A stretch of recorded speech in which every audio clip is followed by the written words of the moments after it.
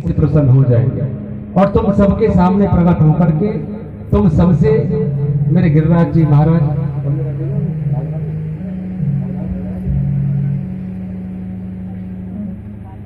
मेरे गिरिराज जी महाराज तुम सभी के हाथों से प्रसाद ग्रहण करेंगे। तो आज सभी ब्रजवासियों ने साथ साथ गाड़ी पकवान बनाया और ब्रजवासी नाचते कूदते हुए सभी गिरिराज जी के शरण में पहुंचे। और जैसे मेरे गोविंद सभी ब्रजवासियों को लेकर गिरिराज जी के पास पहुंचे और ब्रजवासी ने पूछा लाला कहाँ है तेरे गिरिराज? तो वहीं पर मेरे गोविंद ने इशारा किया कि सामने जो आपको दिखाई पड़ रहे हैं वो मेरे गिरिराज महाराज है। ब्रजवासी कहने लगे लाला ये तो एक पहाड़ है और तू पहाड़ को भगवान बता रहा है। तो वहीं पर मेरे गोविंद ने कहा ऐसा नहीं कहते। अच्छा गिरिराज जी महाराज पहले ब्रज में नहीं थे और गिरिराज जी महाराज किसके पुत्र हैं जानते हो आप? गिरिराज जी महाराज की मैया का नाम क्या है? गिरिराज महाराज की मां का नाम है गिरजा। एक बार दुर्वासा मुनि अपनी गिरजा मां के पास पहुंचे और गिरजा मां से कहा कि मां मैं तुम्हारे पुत्र गिरिराज के ऊपर बैठ के तपस्या करना चाहता हूं और मैं तुम्हारे पुत्र गिरिराज को काशी में ले जाकर के वहां तपस्या करूंगा। गिरजा मां ने कहा कि दुर्वासा मुनि यदि मेरा पुत्र गिरिराज तुम्हारे साथ जाने के लिए तैयार हो जाएगा तो आप मेरे पुत्र को ले जाना। जब दुर्वासा मुनि गिरिराज जी महाराज के पास आए और आकर ने कहा कि मैं तुम्हारे ऊपर बैठ के तपस्या करना चाहता हूं, आप मेरे साथ काशी चलो। तो वहीं पर गिरिराज जी महाराज ने कहा कि मेरी एक शर्त है और शर्त यह है कि आपने मुझे कहीं बीच में रख दिया तो फिर मैं दोबारा से नहीं उठूंगा। और उसी शर्त पर गिरिराज जी महाराज को अपने हथेली पर रख करके दुर्वासा मुनि बड़े प्रेम के साथ चले आ रहे। और जैसे ही दुर्वासा मुनि ब्रज धाम से होकर के निकलने लगे तो वहीं गिरिराज जी महाराज का मन मचल गया। इधर दुर्वासा मुनि को शौच आदि क्रिया से निवृत्त होना था।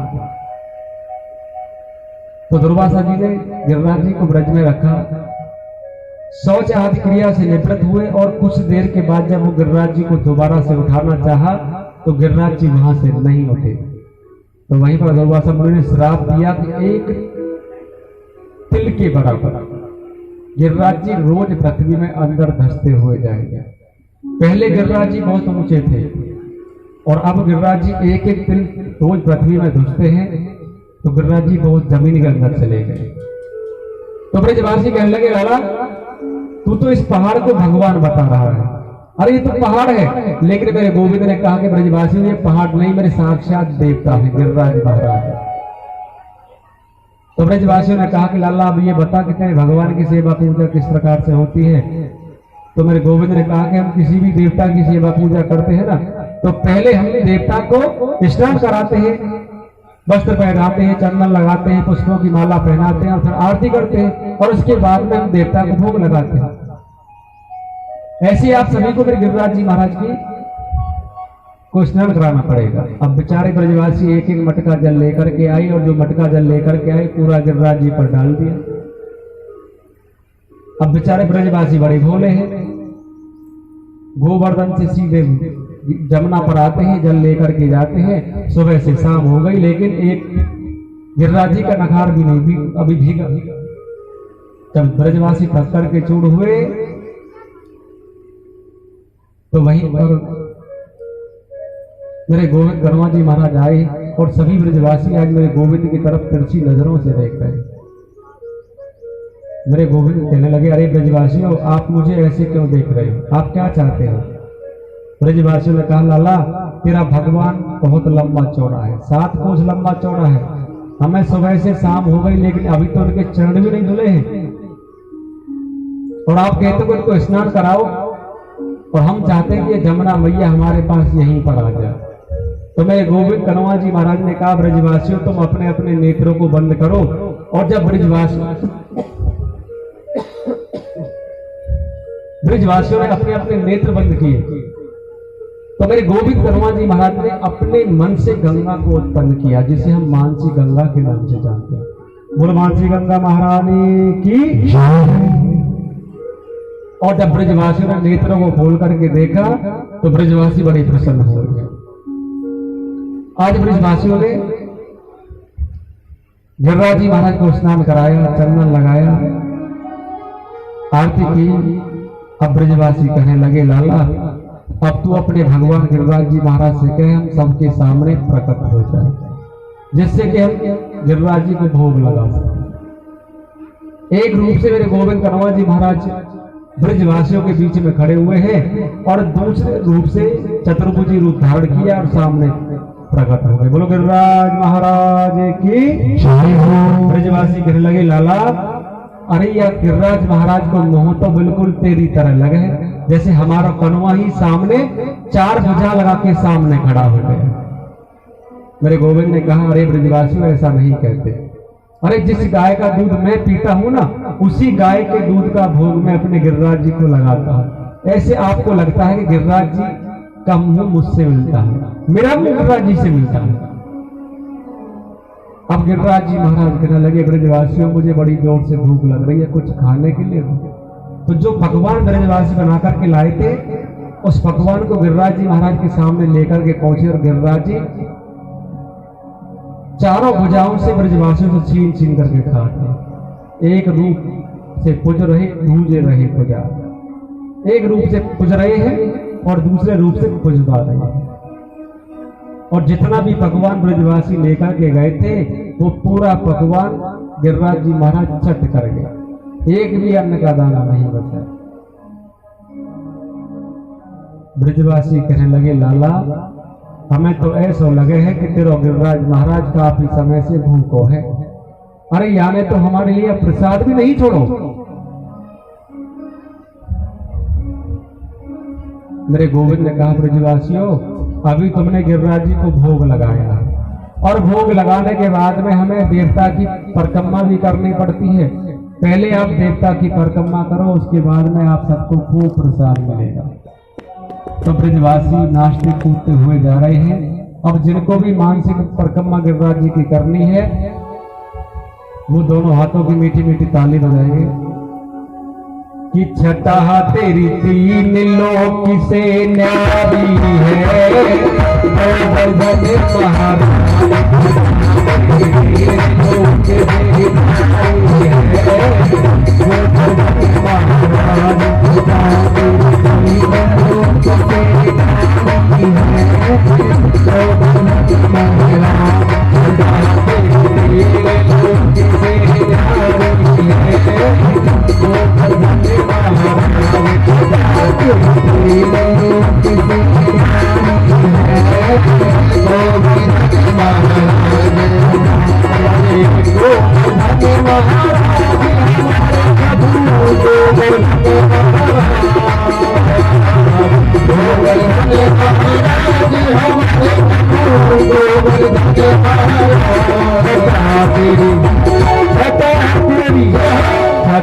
तेरी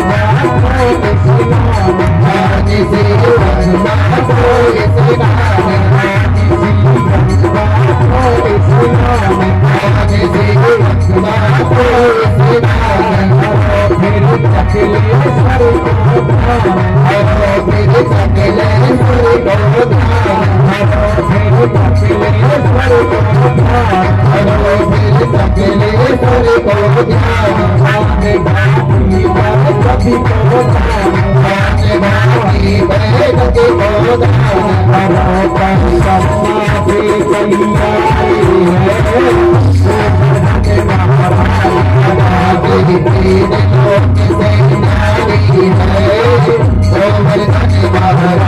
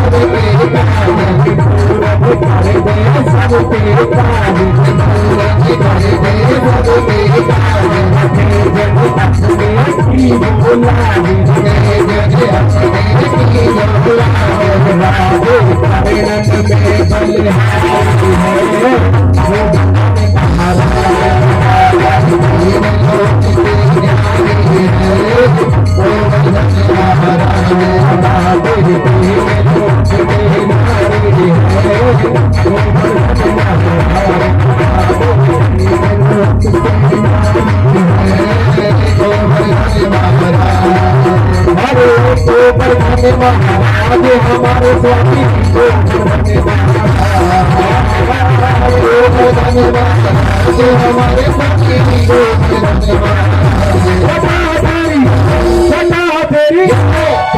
तेरी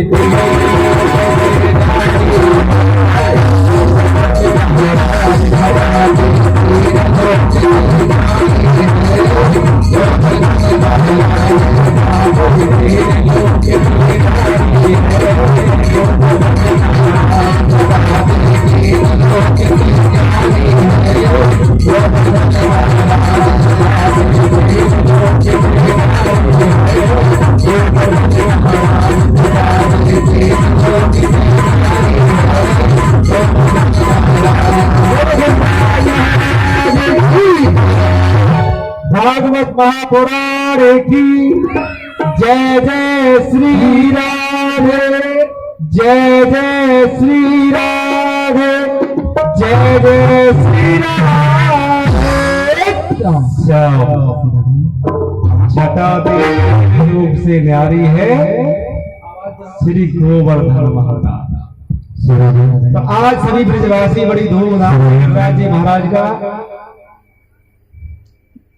परिक्रमा करके आए, आकर के देखा तो 56 प्रकार के व्यंजन सामने रखे हुए, जैसा कि आप सभी को कल यहाँ 56 भोग के प्रसाद मिला था सभी को, ऐसे ही कल ऐसी वहां 56 प्रकार के व्यंजन सामने रखे हुए और ब्रजवासियों ने खूब जीत करके गिरिराज जी का भोग प्रसाद ग्रहण किया। इधर स्वर्ग में बैठे हुए इंद्र को जब पता चला कि ब्रजवासियों ने मेरी पूजा को बंद करके एक पहाड़ को पूजना आरंभ कर दिया है, तो इंद्र ने मेघों को बुलाया और मेघों से कहा कि जाकर के ब्रज 84 कोष को तुम जल में डुबो दो। जैसी मेघों को आज्ञा मिली तो मेघों ने आकर के जल ब्रज के ऊपर घनघोर वर्षा करना आरंभ कर दिया है।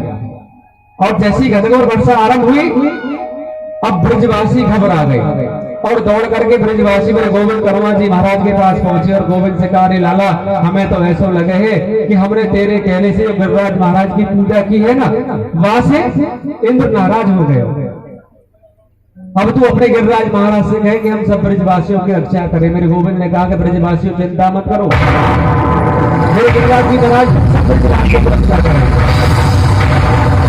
और वहीं पर मेरे गोविंद कर्मा जी महाराज गिरिराज जी के पास पहुंचे, गिरिराज जी को प्रणाम किया और जाकर के गिरिराज जी महाराज को अपने रथार पर धारण कर लिया। और मेरे गोविंद कहने लगे, ब्रजवासियों आप सभी गिरिराज जी के नीचे आ जाए। तो सभी ग्वाल बाल गाय बछड़े सभी गोपियां गिरिराज जी के नीचे जाकर के खड़े हो गए। ग्वाल बालों ने देखा कि 7 वर्ष का कन्हैया है और 7 वर्ष के कन्हैया ने अपनी छोटी सी उंगली पर गिरिराज जी को उठा रखा है। तो ब्रजवासी कहने लगे, क्यों ना हम जो हमारे हाथों में मोटे मोटे लट्ठे फिर कब काम आएंगे, क्यों ना इन लट्ठों को हम लगा दें। तो ब्रजवासियों ने अपने मोटे मोटे लट्ठे गिरिराज जी से लगा दिए। और जब 3 दिन और 3 रात घनघोर बारिश हुई, एक घड़ी के लिए भी बारिश बंद नहीं हुई, तो ब्रजवासी कहने लगे, अरे लाला तुझे 3 दिन और 3 रात हो गई, तूने एक घड़ी के लिए भी विश्राम नहीं किया, तू थोड़ी देर विश्राम कर ले। मेरे गोविंद कहने लगे, ब्रजवासियों मैं विश्राम करूंगा तो फिर गिरिराज जी को कौन उठाएगा। ब्रजवासी कहने लगे, चौरे लाला तू का जाने के गिरिराज जी तेने उठा रखे हैं। अरे ये गिरिराज जी तो जो हमारे मोटे मोटे लट्ठे लगे हुए हैं ना, इन पर अधर टके हुए हैं, चल तू थोड़ी देर विश्राम कर ले। तो वहीं पर मेरे गोविंद कहने लगे, ब्रजवासी बड़े भोले हैं और ये ऐसे नहीं मानेंगे। तो वहीं पर मेरे गोविंद कनवा जी महाराज ने कहा कि ब्रजवासियों आप नहीं मानते हो तो मैं थोड़ी देर विश्राम कर ही लेता हूं और तुम गिरिराज जी को अधर टांग करके रखना। अब ब्रजवासी ने अपने अपने लट्ठों को पकड़ रखा है और जैसे मेरे गोविंद कनवा जी महाराज ने अपनी उंगली को थोड़ा सा नीचे किया और ब्रजवासियों के जो मोटे मोटे लट्ठे थे वो खराब से टूट गए। और जैसे ही सभी ब्रजवासियों के लट्ठे टूटे, ब्रजवासी कहने लगे, लाला बचा लाला बचा लाला बचा। वही मेरे गोविंद कनवा जी महाराज ने फिर दोबारा से अपनी उंगली को गिरिराज जी से लगाया और गिरिराज जी फिर अधर हो गए। अब ब्रजवासी मेरे गोविंद की तरफ तिरछी नजरों से देख रहे हैं और गोविंद से कहा, चौरे कनुआ तेरी या पतली उंगली में इतनी शक्ति कहां से आई। अरे यहाँ के नीचे हमने मोटे मोटे लठ लगा रखे और जैसे मैंने अपनी पतली सी उंगली को हटाया तो हम सब ब्रजवासियों के मोटे मोटे लठ टूट गए। बोलना तो पड़ेगा राधे राधे। तो मेरे गोविंद ने कहा, ब्रजवासियों इसमें पूछने वाली बात कौन सी है कि कछुमा कर को बल बढ़ो कछु गोपन करी सहाय श्री राधे जो की कृपा सो मैंने गिरवर लिया उधार। मेरे गोविंद ने कहा, कछु माखन को बल बढ़ो। जो मैं गोपियों के घर जाकर के माखन की चोरी की ना, जो माखन को खाया, कुछ बल तो उस माखन का बढ़ा। कछु गोपन करी सहाय, तुम सब ब्रजवासी जो मेरी तरफ देख रहे हैं तो तुम सब ब्रजवासियों की जो शक्ति है वो मेरे अंदर आ गई। ब्रजवासी कहने लगे, लाला हम जब भी तो कहे कितने दुबले पतले कैसे हो गए। अरे तने पहले माखन को चुरायो, कभी तने गोपिन की चीर को चुरायो और अब तू हम सबकी शक्ति को भी चुराने लगो। और वहीं पर मेरे गोविंद ने कहा कि सबसे बड़ी कृपा तो मुझ पर मेरी राधे रानी की है। बिना राधे रानी की कृपा से मेरे गोविंद कुछ भी नहीं करते हैं। हमारे वृंदावन के ठाकुर मेरे गोविंद कन्हैया जी महाराज और ठाकुरानी राधे रानी, जैसा राधे रानी कहती है मेरे गोविंद को वैसा ही करना पड़ता है। और मेरे गोविंद कन्हैया जी महाराज राधे रानी की सेवा में दोनों हाथों को जोड़ के खड़े रहते हैं, क्योंकि वृंदावन में जो हुक्म चलता है ना वो मेरे गोविंद का नहीं चलता, कृष्ण भगवान का हुक्म नहीं चलता है, वहां तो राधे रानी का हुक्म चलता है। अभी हमें किसी भी अफसर से कोई काम कराना हो, किसी दरोगा के पास जाए, एसपी डीएसपी, उससे आपको कोई काम कराना हो, आप चाहे उसको कितनी भी रिश्वत देना, वो आपका काम नहीं करेगा। और आप उसकी श्रीमती के पास पहुंच जाओ, जाकर के पैर पकड़ लो, बहन जी हमारा ये काम है, आप बाबूजी से ये काम करा दो, और यदि वो मान गई तो आपका काम मिनटों का काम सेकंड में हो जाएगा। बोलना तो पड़ेगा। यदि मेरे गोविंद को आपको रिझाना है, मनाना है, तो उससे पहले राधे रानी को मनाना पड़ेगा, क्योंकि मेरे गोविंद भी तो राधे रानी को मनाते हैं। तो मेरे गोविंद ने कहा सबसे बड़ी कृपा मेरे ऊपर राधे रानी की कि वृंदावन में हुक्म चले बरसाने वाली का, वृंदावन में हुक्म चले बरसाने वाली का। मेरा श्याम मेरा श्याम मेरा श्याम दीवाना है, मेरा श्याम दीवाना है।